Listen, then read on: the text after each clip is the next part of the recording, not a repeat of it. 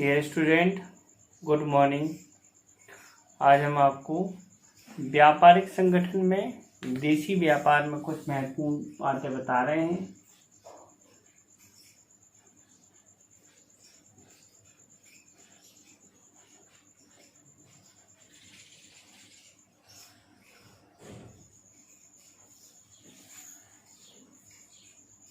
देशी व्यापार में सबसे पहले जब हम देशी व्यापार की बात करेंगे तो व्यापार क्या होता है। सबसे पहला पॉइंट हमारा ये है कि हमारा व्यापार होता क्या है।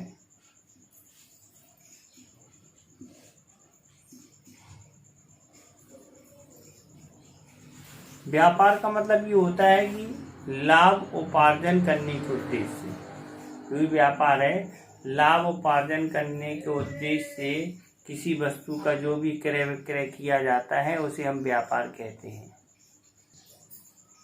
इस प्रकार हम कह सकते हैं लाभ उपार्जन के उद्देश्य से किया जाने वाला किसी वस्तु का क्रय विक्रय हमारा व्यापार कहलाता है। तो व्यापार का मतलब है जो भी हम वस्तु का क्रय विक्रय कर रहे हैं उसका उद्देश्य हमारा लाभ अर्जित करना होना चाहिए। इस प्रकार अगर कोई व्यापार किया जाता है तो ऐसे क्रय विक्रय को जो भी हम या वस्तु का क्रय करेंगे, क्रय करने के बाद उसका विक्रय कर देंगे, इस चीज़ को हम व्यापार के अंतर्गत मानते हैं। अब इसी प्रकार से हम एक और बात समझते हैं।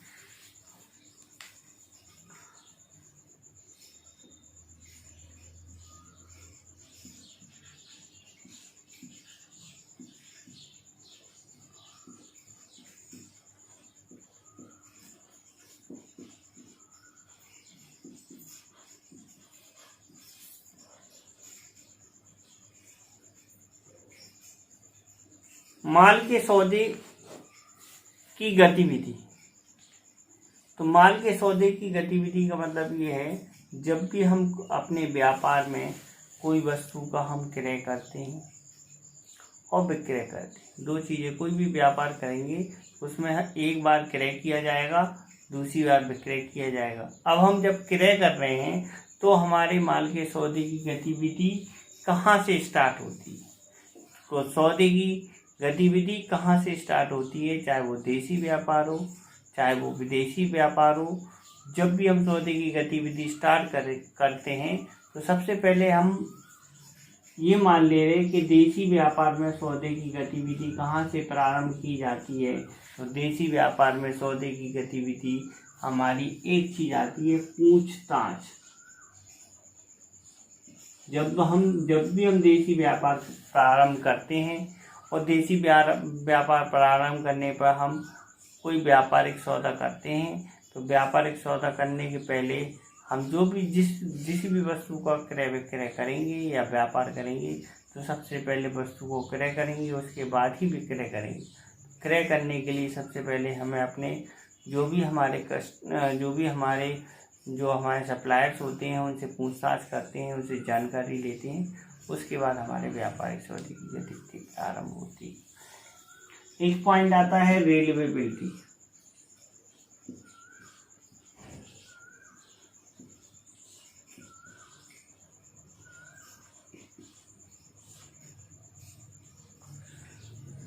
क्या होती है रेलवेबिलिटी? रेलवेबिलिटी का मतलब है जब भी हम अपना माल रेलवे के द्वारा किसी अन्य गंतव्य स्थान पर भेजते हैं तो रेलवे के द्वारा जब हम माल भेजा जाता है तो हमें रेलवे से हमें एक रेलवेबिलिटी प्राप्त होती है।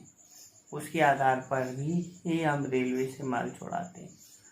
तो रेलवेबिलिटी एक अर्ध विनिमय साध्य प्लेग होती है। अर्ध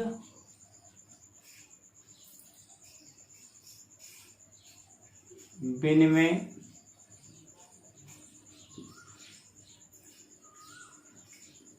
साध्य प्लेग।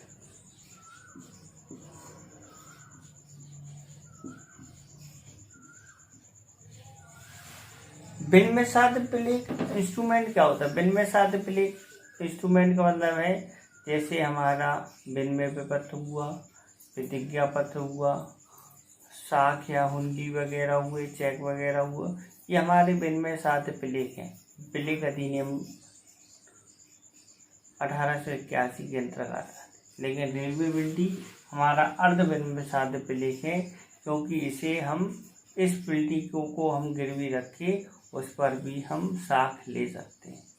तो संपूर्ण रूप से नहीं, लेकिन अर्ध विनिमय साध्य पूरी तरीके से इसे वो नहीं कर सकते, लेकिन इस पर हम कुछ साख प्रोवाइड हमारी हो सकती है। इसे हम वो इस बिल्टी के आधार पर हम कहीं लोन के लिए अप्लाई कर सकते हैं, उतने माल की जो भी कीमत है उसके हिसाब से। तो रेलवे बिल्टी हमारा अर्ध विनिमय साध्य प्लेग होता है। रेलवे आप एक क्वेश्चन आ जाता है, रेलवे बिल्टी में किन बातों का उल्लेख होता है, किन किन बातों का उल्लेख होता है। तो रेलवे बिल्टी में जो भी हमारा क्रेता है उसका नाम लिखा रहेगा, विक्रेता का नाम लिखा रहेगा, माल के बारे में पूरा विवरण दिया रहेगा, कितनी क्वांटिटी है, कितना रेट है, किस स्टेशन से माल लदा है, किस स्टेशन पर पहुंचना है, उसके एजेंट का पूरा विवरण, किस एजेंट के द्वारा उसे माल चढ़ाया गया और कौन उसे प्राप्त करेगा। ये सारी चीज़ों का उल्लेख रेलवे बिल्टी में उल्लेखित होता है। उसके तौल क्या है, उसकी माप क्या है, इन सभी चीज़ों का उल्लेख होता है। नेक्स्ट आता है परिशोध कमीशन।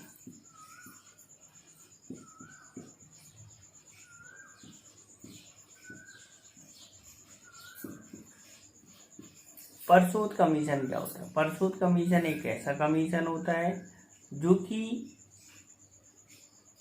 मालिक के द्वारा अपने एजेंट को एक साधारण रूप से अगर कमीशन दिया जा रहा तो सामान्य कमीशन होता है, लेकिन अगर मालिक अपने एजेंट से कह रहा है कि वो से परिशोध कमीशन प्रोवाइड कर रहा है, तो उस परिशोध कमीशन के प्रोवाइड करने पर जो अशुद्ध ऋण है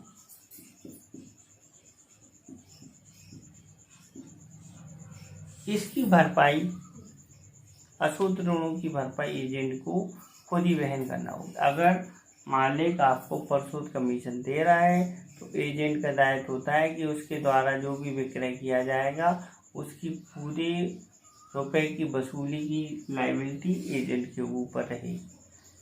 अगर परिशोध कमीशन नहीं दिया जा रहा तो जो भी विक्रय किया जा रहा, उधार किया जा रहा, तो उसमें जो भी अशुद्ध ऋण हो रहे उसकी लायबिलिटी प्रदान की होगी।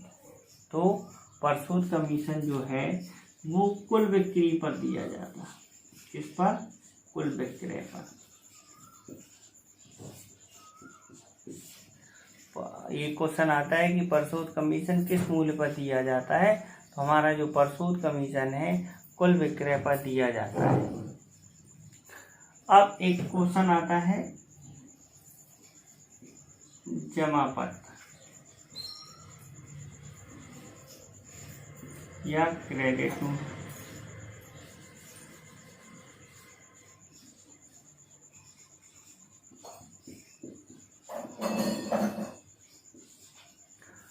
जमापत्र या क्रेडिट।